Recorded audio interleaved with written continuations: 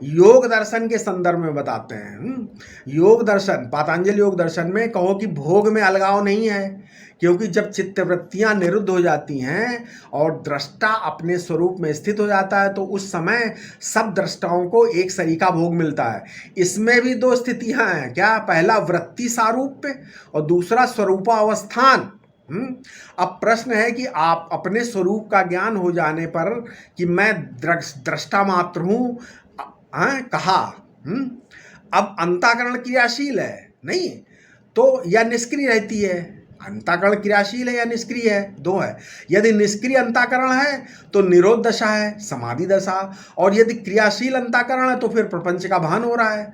हम कहते हैं कि दृष्टा तो दृष्टा ही है, उसके लिए वृत्ति निरोध में, वृत्ति की चंचलता में कोई भेद नहीं है। नहीं, प्रकृति दृष्टा के सामने नाच रही है, नृत्य कर रही है, और कभी तो दृष्टा के अत्यंत निकट आ जाती है और कभी, और जिसे दृष्टा देख नहीं पाता, प्रकृति इतनी निकट आ जाती है कि दृष्टा उसको देख नहीं पाता है, तो क्या हो जाता है? समाधि लग जाती है।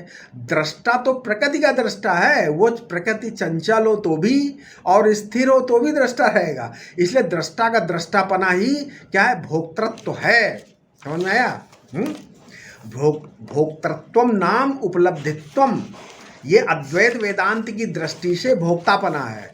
परंतु सांख्यवादी आत्मा को भोक्ता और प्रकृति को भोग्य मानते हैं। उनका आत्मा प्रकृति के आनंद का भोक्ता है, स्वयं आनंद स्वरूप नहीं है वो, है ना, भोक्ता है। तो आत्मा का आनंद तो प्रकृति पर निर्भर हो गया कि नहीं?